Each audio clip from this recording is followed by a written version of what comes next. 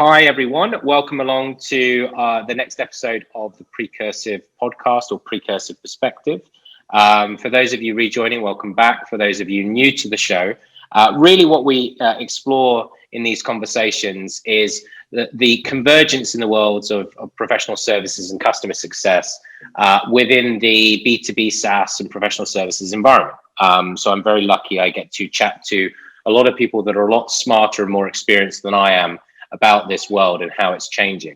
And I think one of the things that the pandemic has brought to the fore is the need for organizations to really think more clearly about how they work together, both with their teams, but also with their customers in order to deliver more value more quickly to their customers. Now, today, I am delighted to be joined by Phil Davitt from Condeco. Hi, Phil. How are you? Well, thank you, Jonathan. Thanks for having me along.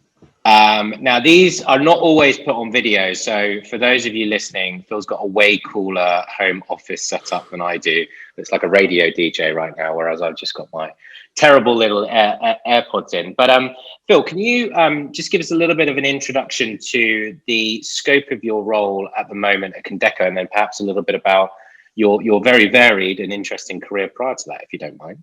Yeah, sure. Well, if I start way back in the background, so my career starts within customer service, back when call centers were call centers before they became contact centers, and working across various B2B, B2C complaints, escalations, account management, and a real kind of jumped in the deep end with dealing with customers and figuring out how they want to work with businesses and how they want to talk with businesses. And I moved kind of from a contact center, a call center role to technical roles around resource planning, kind of data analytics. And that was where I kind of had my first few roles in leadership. Then about 2014, I moved out of utilities, which was mobile phones, waters, those kind of big established companies, and moved to my first SaaS business, which was a cloud startup business based out of Basingstoke. Not the most glamorous of places, but a company called New Voice Media, and was just honestly blown away by the difference in working with a small, agile startup to these more established businesses. And the big difference being the focus that they kind of put on people and customers. So, if you need to do something for your customer, you go and do it. If you need to visit them, you go visit them. If you need to do something for your staff member, you do it, rather than, I'm sorry, the processes say we can't do this, the processes say we can't do that. So a big change kind of moving to this startup world. And I spent a few years there in the professional services team, starting as a consultant, worked with some great CS leaders, people like Kev Willers, Chris Haggis, Ken McMahon from the US, and was really fortunate to have kind of a front row seat to watch Chris Haggis build out the first customer success organization there at New Voice Media. So a real, a cloud startup with nothing, going to 1 or 2 CSMs, all the way up to eventually having kind of 10 to 15. And then really fortunately, I took a role as a VP of customer success there in 2019, where I led the international customer success group. So that's everybody outside of North America, effectively, including the high touch CSMs, the community platform, which covers your digital CSMs, onboarding, project management, professional services. So really bringing together that service organization and the customer success organization, again, for the UK, Europe, Australia, all under one umbrella, because that's the post sale journey, bringing all of that together. Awesome. New Voice Media had been through an exit where it got bought out by a US company called Vonage, and then during the 2020 pandemic, we were looking to make some changes across the CSM organization. That moved to become more sales focused, and we kind of effectively split up that service, onboarding, support, and CSM function into different leadership areas. So I took that opportunity to move on to another quite successful UK startup story, which is where I am now, a company called Condeco. And Condeco specializes in workspace management. So we are effectively helping people get back into the office safely, managing rooms, managing desks, parking spaces, lockers, coffee machines, you name it. We can help customers manage it to make sure that they're kind of getting the most out of their resource. And so here I work directly for our Chief Customer Officer, and I kind of help define the strategies and deliver on those initiatives to help our global onboarding. Nice.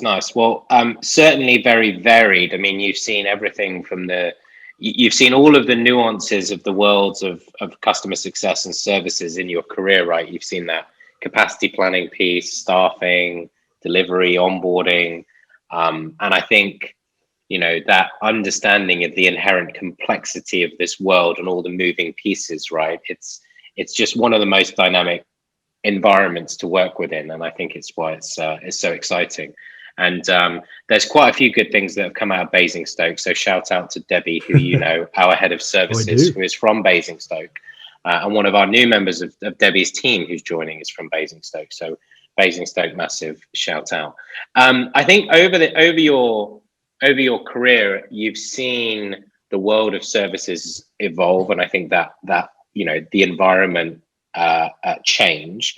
So talk me through kind of what are some of your observations about how you've seen the world of services evolve in the last few years? So if I go back to even before I worked in services, working in a contact center, we went out to look for a new technology partner. And so they would come in, and we had a whole year worth of design sessions, multiple different vendors coming in, talking about what needed to be done to deliver the project that they had.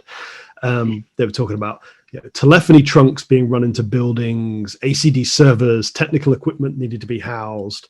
And in all those cases, the project and the project management of this was just such a big part of the deal.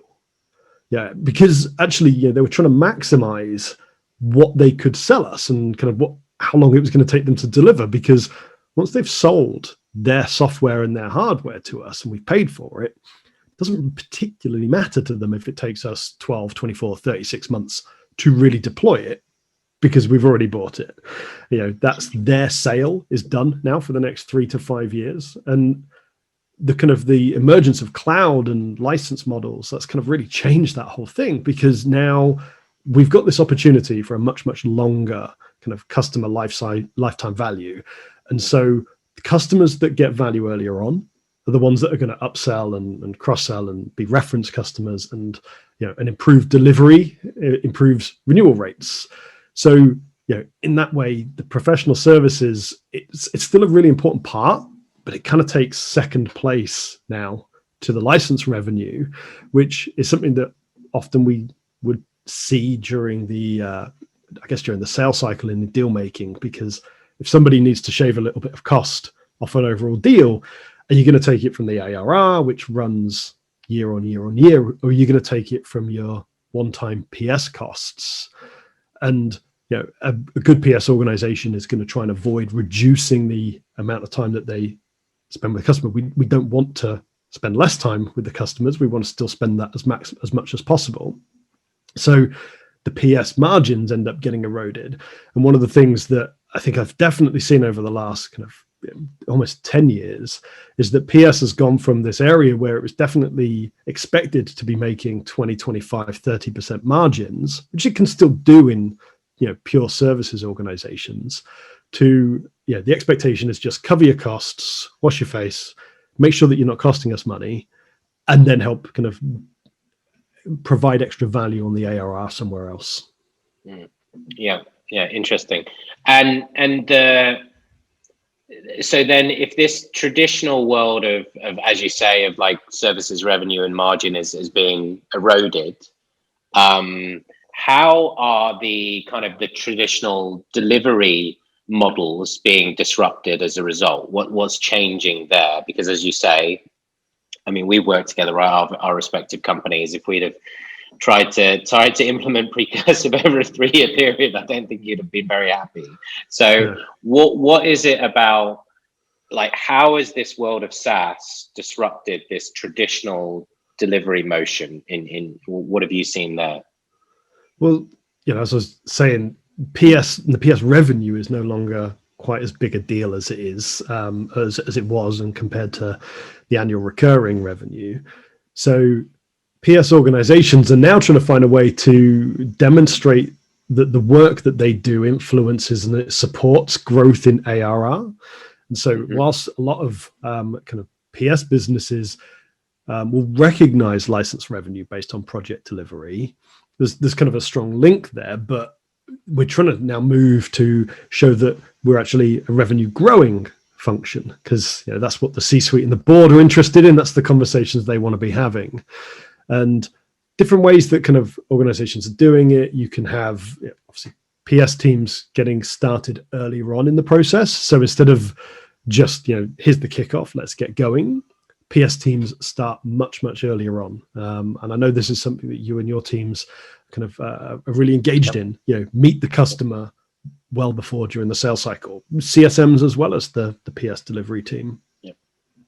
Then kind of after the delivery, circling back around again, providing kind of upsell, cross-sell opportunities, references and things like that. But one of the best ones that I've personally been involved in was actually building out a full managed service offering as a way to supplement, not necessarily replace, but kind of an add-on to professional services as a proposition. And takes a bit of time to work it out, figure out the revenue reporting requirements, make sure the auditors are all on board. And it might not be right for everybody because it's low margin. For every day of time you're selling on a subscription, you've got to provide a person to do that work. But it means you can move professional services from the one-time column into the recurring and repeating column. And that makes obviously the C-suite and the CFOs much happier. And it means you no longer have to think about delivering it as, okay, I'm going to start on day 1 and go to day 30 to deliver this project. It might be, I'm going to work on this day 1 to day 5. And then every month for the next 2 years, I'm going to help you as a customer develop yourself a little bit more and kind of keep going. So again, it supports that idea of a longer relationship rather than in and out, here you go, you're done. Yeah, well, Saud Shah referred to services as a service, or that managed service is kind of like a religious experience, or a religious conversation in the world of services. We ourselves have been rolling out managed services. We kind of did it by accident, and then because people were asking us for it, and then we developed a proposition around services offering called Expert on Demand. I think what I found quite surprising about it was that almost like that managed services, the reassurance that it gives the customer. It's like, we're going to be here. And I think a lot of businesses actually kind of look at that in a different way. They don't look at it as, oh, you're just trying to rinse me from some additional revenue. They actually look at it very oftentimes as, that's ongoing support, that's security, that gives me reassurance. That means actually I can redeploy my staff internally. Like we're in this Salesforce ecosystem world, right? So I know you're very, well, as a business person, more skilled with Salesforce than most business people that I meet. You can get into the technical minutiae and all of that. And therefore, if you've got someone who's going to do, I want you doing this stuff over here, and I can focus on potentially higher value things for our organization. It's just that, it's that reassurance I found surprising. I don't know if you see that. We were getting companies putting into the RFPs, that's a requirement, is that you have a managed service, because as much as we can plan it and we can deliver a great setup for your go live and within the 6 weeks afterwards, that is immediately going to be old, right? It's not going to be fit for purpose within 6 months. You need to keep iterating and growing, and you discover a new problem that needs solving.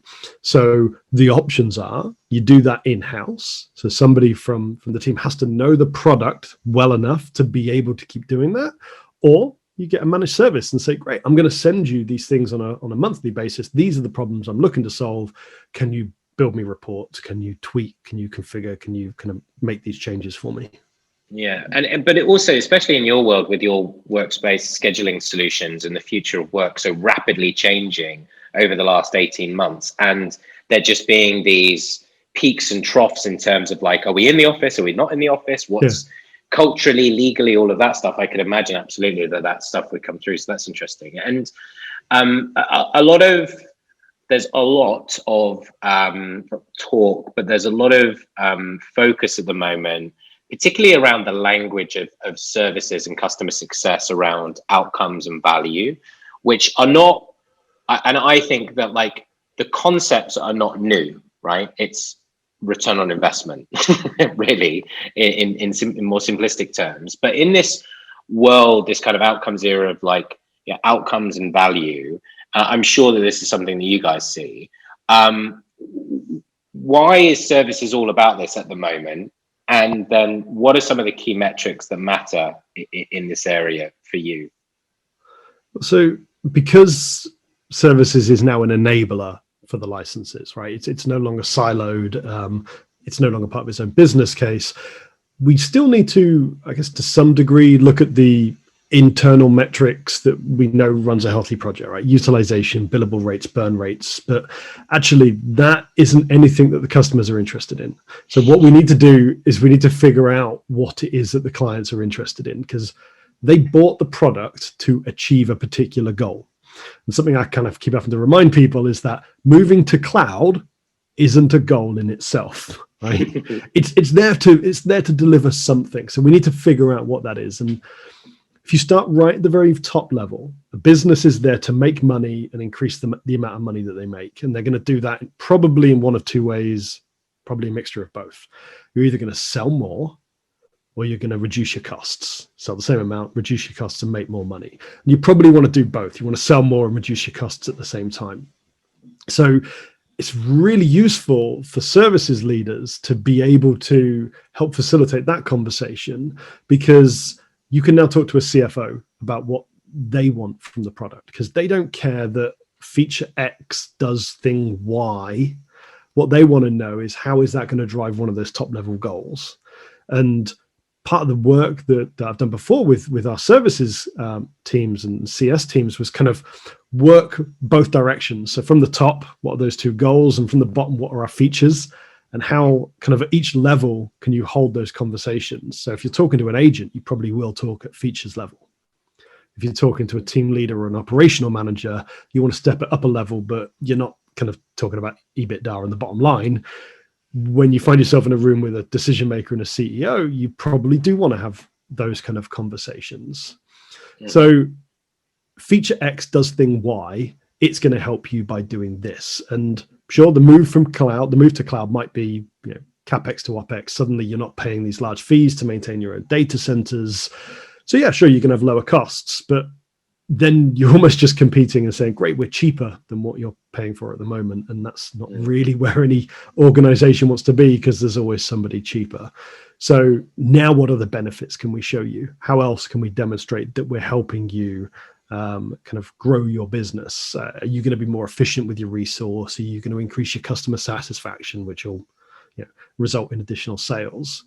And you mentioned kind of value, and I think one of the things that we've talked about before is kind of time to value. And I know I've been around that a number of times, kind of trying to figure out, what metric are we going to use? What target are we going to use? How do we define the time to value for a particular customer? But we really struggled, because the reality was every customer defines that value differently. Right? Whether it's a long-term goal that they're looking for, short-term, you can't really use a one stick to measure it. So, we can look at first value, where they kind of first demonstrate the ROI that they bought. But really what we want to be doing, ask the customers, what is it that you were buying this for? Now that information should be available during the sales cycle. So, even better, let's get that from our sales teams. Let's get the ROI, which was put in front of the customer as the business case, give that to the PS team and say, great, that's the metrics. That's what we want to supply. As the project goes and as we go live and as we hand over to the CSM, let's show them how we're delivering on those things that were in that original business case. Yep. You and I, when we first met, you may or may not remember this, we first met in Dreamforce, right? In a very different world, San Francisco. So you and the marvelous Mark Fellows, the tallest man alive, who you should never go out drinking with on a Tuesday, because he's all of that height. Yeah, he can take a few beers. Shout out to Mark if he's listening. I wouldn't know.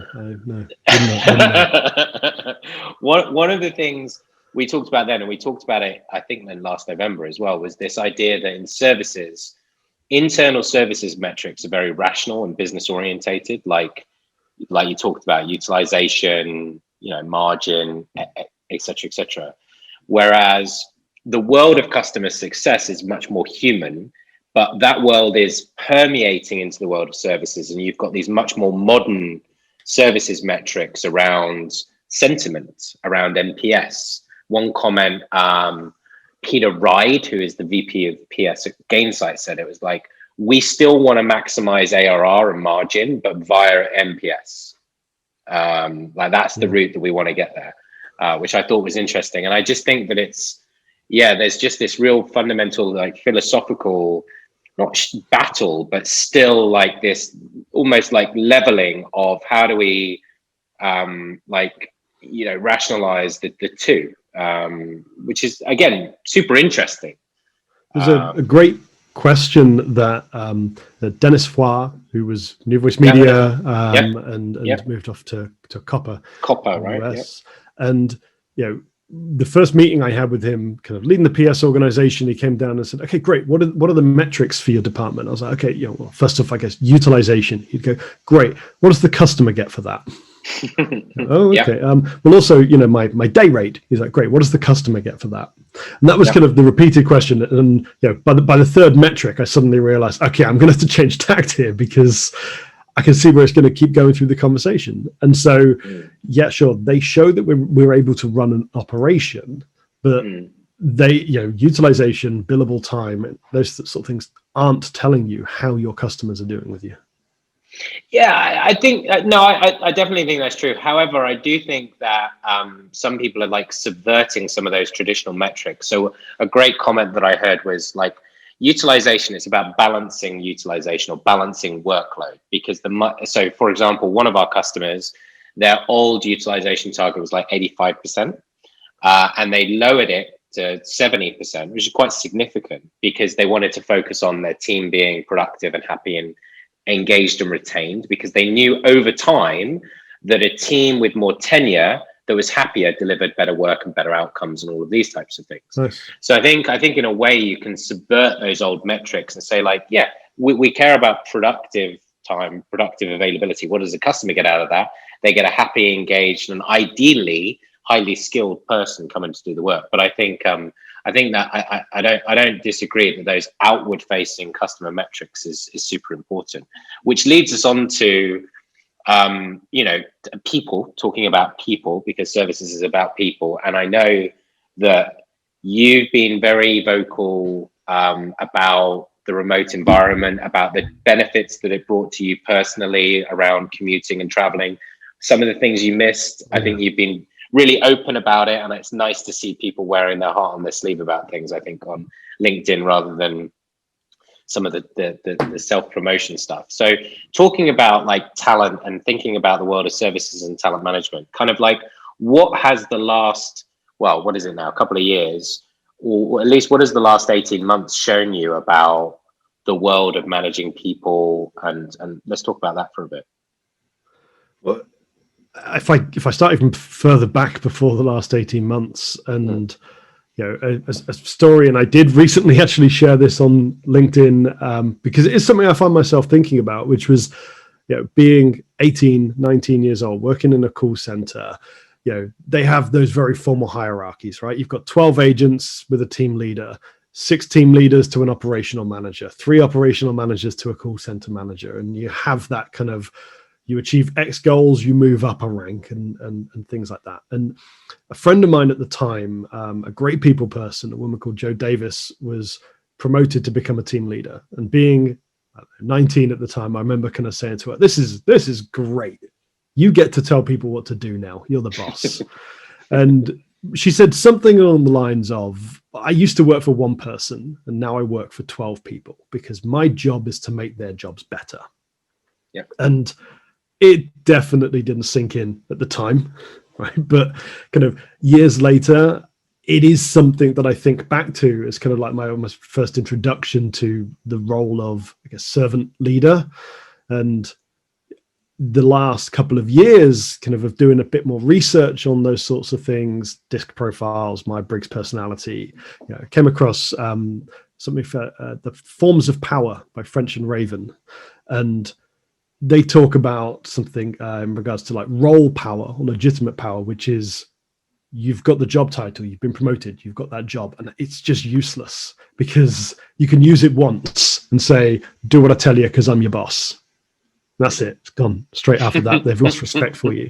So what you really want to do is kind of move on to getting respect as the team. I think it's referent power, which is where your teams kind of respect you. They trust you. You've kind of influenced and supported them, which is you've helped them get to their goals.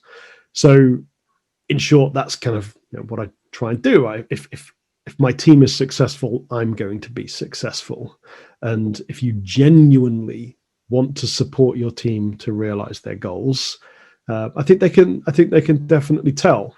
And it's difficult to kind of get started in that because you have to kind of put your ego in the drawer a little bit and think about I want to build a culture for my team where they can be comfortable and confident talking to me about what's important to them.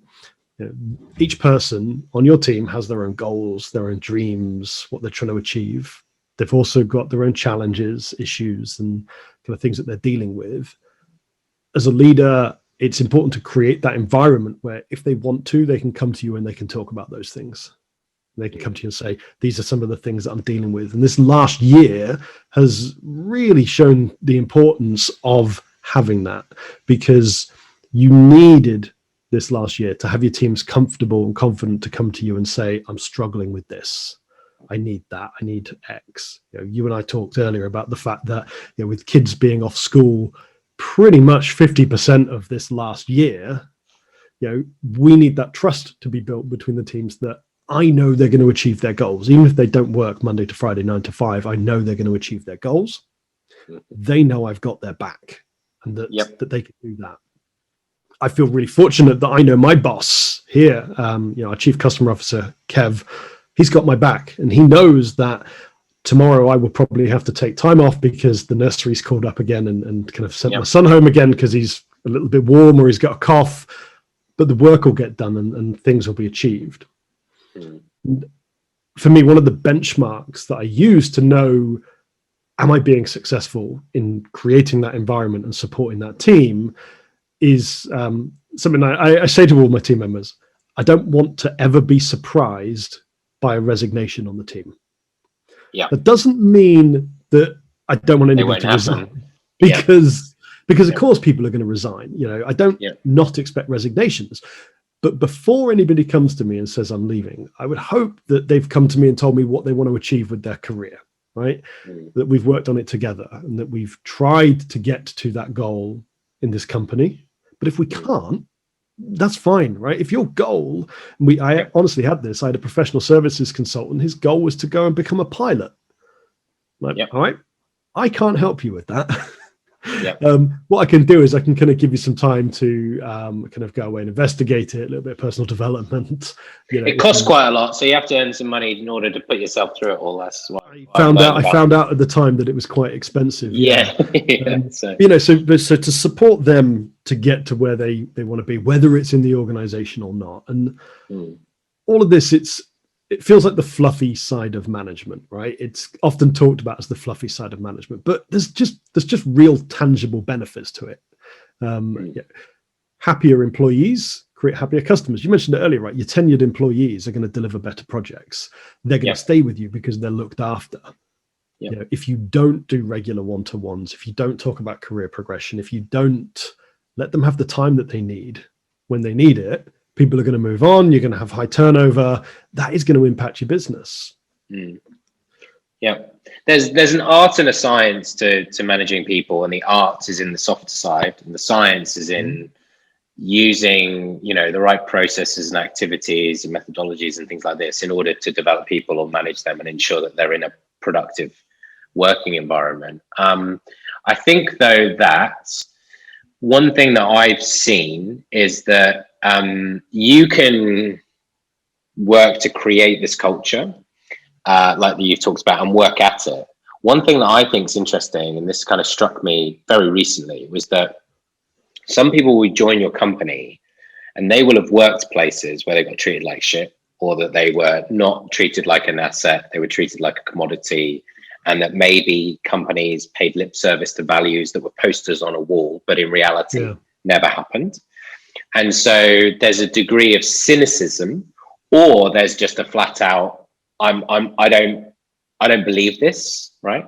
Or I've not been in an environment where this is the case. And it takes people a while to either, or it takes you, or it takes them a while to unwire from that world and embrace a new world.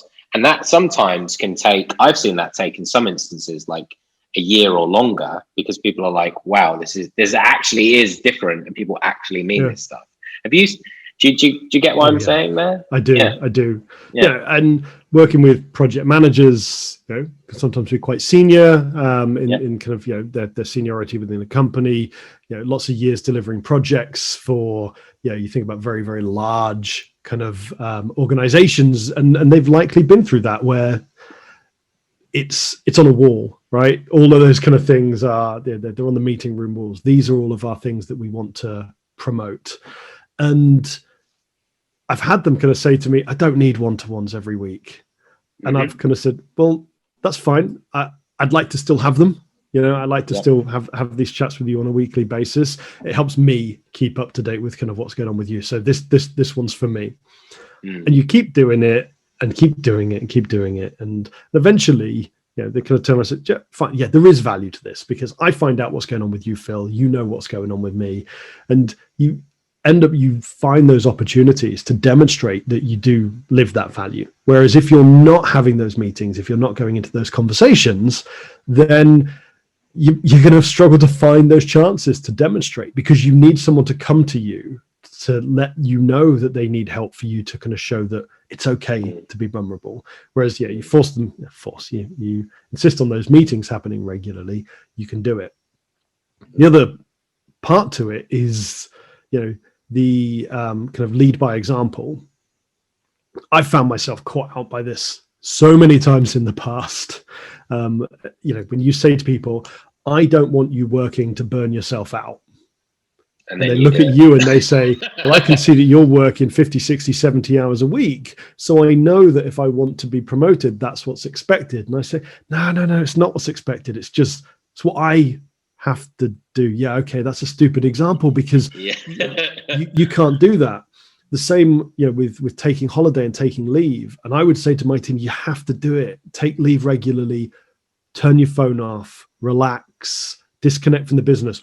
We all know, every study done shows that makes you a better employee and more efficient. But then as a manager, it's really difficult to kind of live by that. So something quite important, I think, is the lead by example.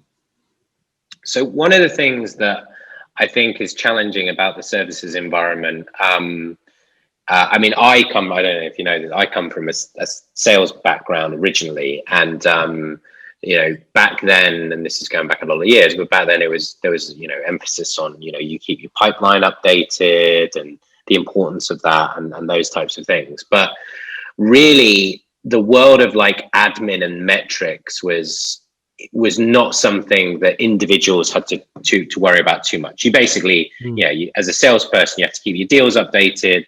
There's certain activity volumes you have to get to and things like that. So there are some similarities to all the services. Now, services is a world which is inherently complex, right? There's lots of volume. I mean, I think you guys were doing like 400 or 500 plus projects last year, right? So huge amounts of volume, which means by extension, a lot of admin, right? And unfortunately, a necessary evil, because we have to, as a business, somehow know what's going on, what the progress of stuff is, when is this project going live, how much time have we spent? And that burden falls on individuals and people. And it's difficult to, what's the word, like close the circle? I don't know what the word is. Close the loop, square that circle. Square, something around shapes. But it's difficult because when you try to marry this world of, we just want you to focus on doing your best work with the customer, but then you've got this stuff that we need to keep updated. it's difficult to marry those two worlds, right? And like you say, sometimes you're saying, I need you to, like, this one I want you to take for the team. I need you to do this for us. And here's the reasons why. Is there anything you found that works in getting, like, obviously providing them, you know, technology that's easy to use and stuff like that. But from a human perspective, is there anything that you found to cut through that barrier of, like, you know, everyone hates doing a timesheet, everyone hates keeping a project plan up to date or whatever it might be? I'm curious to know your thoughts about that. I was interested because you started the example with, you know, being in a sales organization. There's quite a popular sales group on LinkedIn, and they have a chap that does videos on a regular basis, effectively kind of talking about exactly the same thing, which is him being a salesperson. Why should he have to update his pipeline? Why should he have to update notes on a CRM? Why should he have to go to his sales meetings? His job is to sell. If he's hitting his quota, who cares if everything else is completely falling apart? And, you know, from an individual perspective, that makes sense, right? And if you're a lone wolf and you're out there delivering projects or selling things, sure, that makes sense. But you're not. You're part of a bigger organization. And so how does the sales team make decisions on where to invest the discounts that they can give? Where should they prioritize the time with the accounting team or the contracts team? You know, businesses are big and kind of need to be run, and they need to be organized to run. They don't run from somebody kind of just shouting, by the way, I'm ready now. I've kept completely quiet about my project up until this point, and now I need this. I've gone live and I'm now available for work. Well, yeah, or kind of even better, I'm going live tomorrow and I need some help from some other people on the team because this is such a big, important customer. And, you know, of course, we do see this quite a lot from sales teams, which is, I'm about to close this deal tomorrow that's completely off everybody's radar. I now need everybody to drop everything and help me because, you know, it's a really big deal.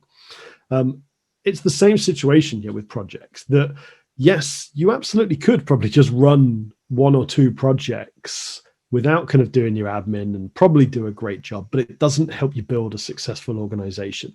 So I guess to answer the question, how do you cut through that and kind of get to the people?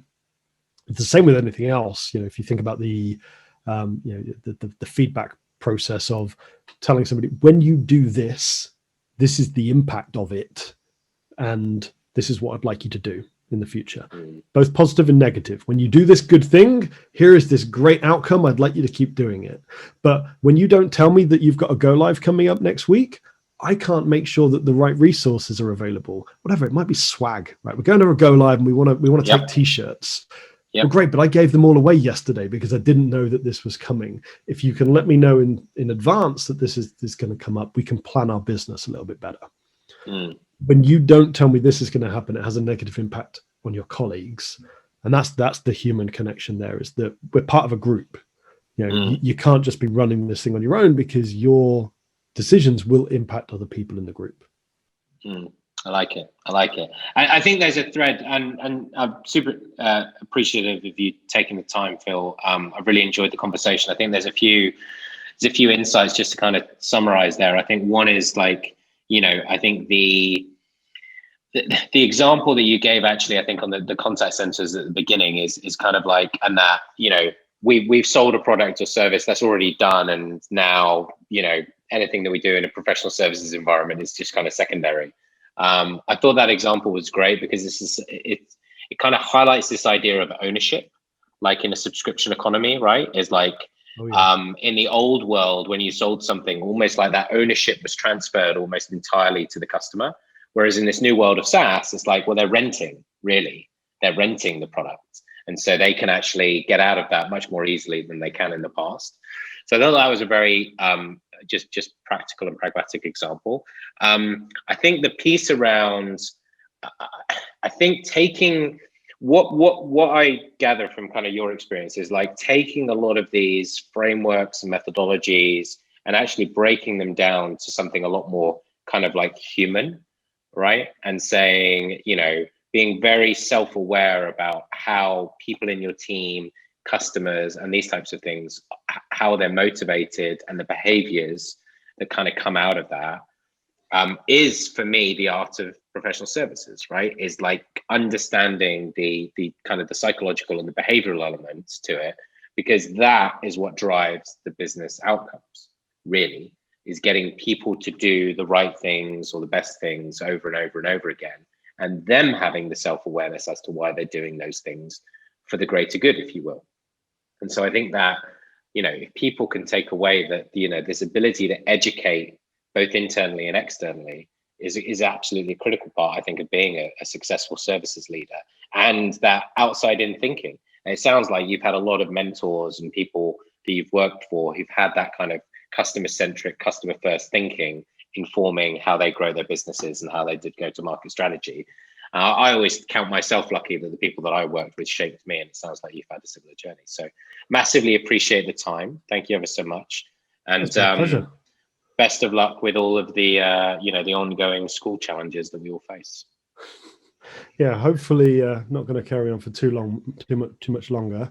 But yeah, look, even if it does, we adapt, we change, we put in place little models that can help us. And yeah, as long as we keep kind of working both with, like me, with a leader above me that understands my requirements, and I can show the people underneath me that I understand theirs. Yeah, it's going to be okay. We'll get through it. It might be tricky, but we will. I think the people that are happiest right now are in environments where that trust and understanding is kind of at the forefront of everything they do, right? So yeah, absolutely. Brilliant. Thanks, Phil. Take it easy. Thanks, Jonathan.